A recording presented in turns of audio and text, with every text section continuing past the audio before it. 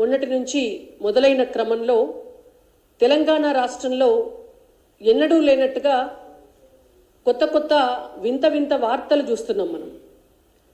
లేటెస్ట్గా తెలంగాణ రాష్ట్రంలో ఉన్నటువంటి ప్రభుత్వ పాఠశాలలకు పాఠ్య పుస్తకాలు పంపించేటటువంటి క్రమంలో అధికారంలో ఉన్నటువంటి కాంగ్రెస్ పార్టీ పాఠ్య పుస్తకాల ముందు మాటలు ముఖ్యమంత్రి పేరు దగ్గర పాత ముఖ్యమంత్రి కేసీఆర్ గారి పేరు, విద్యాశాఖ మంత్రి పేరు దగ్గర సబితా ఇంద్రారెడ్డి గారి పేరు పెట్టి ముందు మాట ఉన్నటువంటి పుస్తకాలను అట్లనే ప్రచురించి అట్లనే స్కూళ్ళల్లో కూడా పంపించిన తర్వాత అక్కడ ఉన్నటువంటి ఉపాధ్యాయులు విద్యార్థులు చూసిన తర్వాత తప్ప ఈ వార్త వెలుగులోకి రాలేదు. అంటే ఇంత దౌర్భాగ్యమైనటువంటి పరిస్థితి ఎందుకున్నది ఈ రాష్ట్రంలో అంటే కాంగ్రెస్ పార్టీ ఇంకా వాళ్ళు అధికారంలోకి వచ్చినాము అని వాళ్ళే నమ్ముతలేరు. ఇంకా ముఖ్యమంత్రి కేసీఆర్ గారే, ఇంకా విద్యాశాఖ మంత్రి సబితా ఇంద్రారెడ్డి గారే అన్న అనుకొని ఉండాలి. లేకుంటే దిక్కు దివానం లేని ఒక శాఖ కింద విద్యాశాఖ ఇవాళ అట్లా ఏదో ఆరో వేలు కింద పక్కన పడేసన్న ఉండాలి.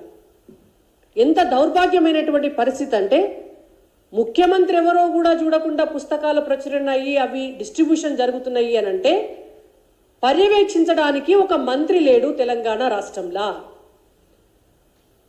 తెలంగాణ రాష్ట్రంలో గనక ఒక విద్యాశాఖ మంత్రి ఉండి ఉంటే ఇవాళ ఆ మంత్రి కింద ఆ శాఖ కింద అధికారులు ఉండి ఉంటే పర్యవేక్షణ అనేటువంటిది జరిగి ఉండి ఉంటే ఇవాళ ఇటువంటి దుస్థితి రాదు. అందుకే ఇవాళ భారతీయ జనతా పార్టీ తరఫున మేము తెలంగాణ ప్రజల పక్షాన, తెలంగాణలో చదువుకుంటున్నటువంటి పేద విద్యార్థుల పక్షాన, విద్యార్థుల తల్లిదండ్రుల పక్షాన కాంగ్రెస్ పార్టీని ప్రభుత్వాన్ని డిమాండ్ చేస్తున్నాం. తెలంగాణ రాష్ట్రానికి విద్యాశాఖ మంత్రి కావాలి. బడిబాట మొదలైంది, బడికి మంత్రి లేడు. తెలంగాణ రాష్ట్రంలో కాంగ్రెస్ ప్రభుత్వం రాగానే మద్యానికి మంత్రి ఉన్నాడు తప్ప విద్యకు మంత్రి లేడు. ఇది సిగ్గుపడాల్సినటువంటి అంశం. మద్యానికి మంత్రిని పెట్టినరు మీరు. కొత్త కొత్త బ్రాండ్లు ఏం తీసుకురావాలి, ఆ బ్రాండ్లల్లో కమిషన్ ఎంత తీసుకోవాలి, టార్గెట్లు ఎక్సైజ్ డిపార్ట్మెంట్కి ఎంత పెట్టాలి, మద్యం ద్వారా ఆదాయం ఎంత పెంచుకోవాలి, ఈ సోయి ఉన్నటువంటి ముఖ్యమంత్రి గారికి మరి విద్యకు విద్యాశాఖకు కూడా ఒక మంత్రిని పెట్టాలి. పేద పిల్లలకు చదువు చెప్పేటటువంటి శాఖ ఇవాళ రాష్ట్ర అభివృద్ధి జరగాలి అంటే చదువు కావాలి పిల్లలకు అనేటువంటి సోయి ఎందుకు లేదు అని మేము ఇవాళ డిమాండ్ చేస్తున్నాం. ఎంత దారుణమైనటువంటి పరిస్థితి అంటే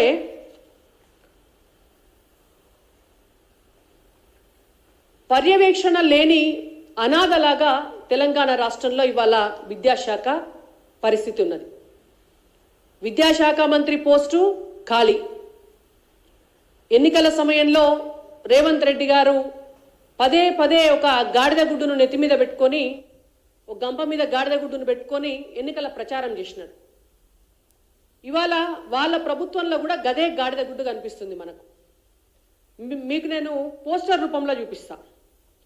తెలంగాణ రాష్ట్రానికి విద్యాశాఖ మంత్రిని ఇచ్చిందా కాంగ్రెస్ ప్రభుత్వం అంటే గాడిద గుడ్డు ఇచ్చింది. తెలంగాణ రాష్ట్రానికి విద్యాశాఖ మంత్రి లేడు. ఆ విద్యాశాఖ పరిధిలో తెలంగాణ రాష్ట్రంలో ఉన్నటువంటి దాదాపుగా స్కూల్ ఎడ్యుకేషన్లో మీకు నేను నెంబర్ కూడా చెప్తాను. స్కూల్ ఎడ్యుకేషన్ డిపార్ట్మెంట్ కింద 26,067 స్కూల్స్ ఉన్నాయి తెలంగాణ రాష్ట్రంలో.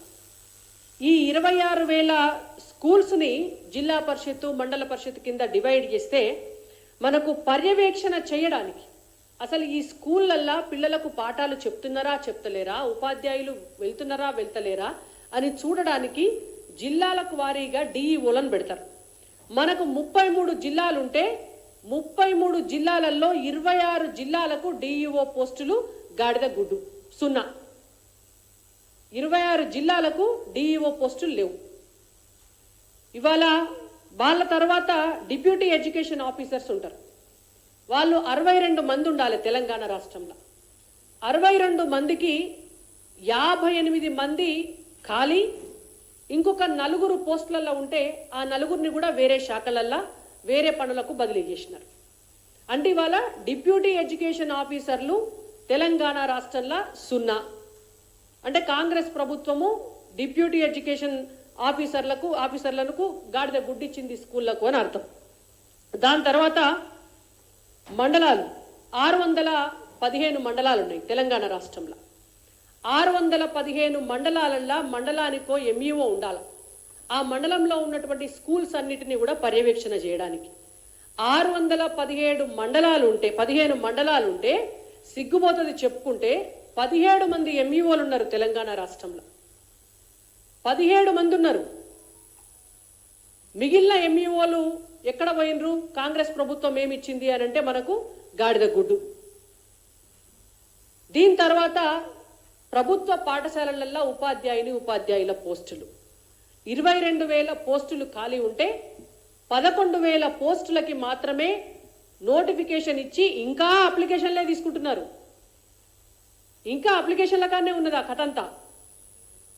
లిక్కర్ దందాకు మాత్రం అన్నీ అయిపోయినాయి. మినిస్ట్రీ దగ్గర నుంచి కింది దాకా మొత్తం అయిపోయినాయి. ఇవాళ ముఖ్యమంత్రి పోస్టుకు మాత్రం ప్రభుత్వంలోకి రాకముందే, అధికారంలోకి రాకముందే డేటు టైము మొత్తం ఫిక్స్ అయింది. కానీ ఇవాళ బడులను బాగు చేయడం కోసము, విద్యాశాఖ మంత్రిని నియమించడం కోసము, డిఈఓలను నియమించడం కోసము, ఎంఈఓలను నియమించడం కోసము, డిప్యూటీ ఎడ్యుకేషన్ ఆఫీసర్లను నియమించడం కోసము, బళ్ళల్లా టాయిలెట్లు కడిగి ఊడ్చే స్కావెంజర్స్ను నియమించడం కోసము, పాఠాలు చెప్పే ఉపాధ్యాయులను నియమించడం కోసం మాత్రం ముఖ్యమంత్రికి ఈ రోజు వరకు కూడా టైం సరిపోతలేదు. ఇవాళ మీకు మీ కాంగ్రెస్ పార్టీల పంచాయతీలు ఉంటే ఇవాళ పేద బిడ్డలు రోడ్డు మీద పడాలనా? మీ పార్టీలో పదవుల పంచాయతీ ఉంటే మీరు మంత్రివర్గాన్ని పూర్తి చేయకపోతే దానికి వాళ్ళ పేద బిడ్డలు బలి కావాలనా?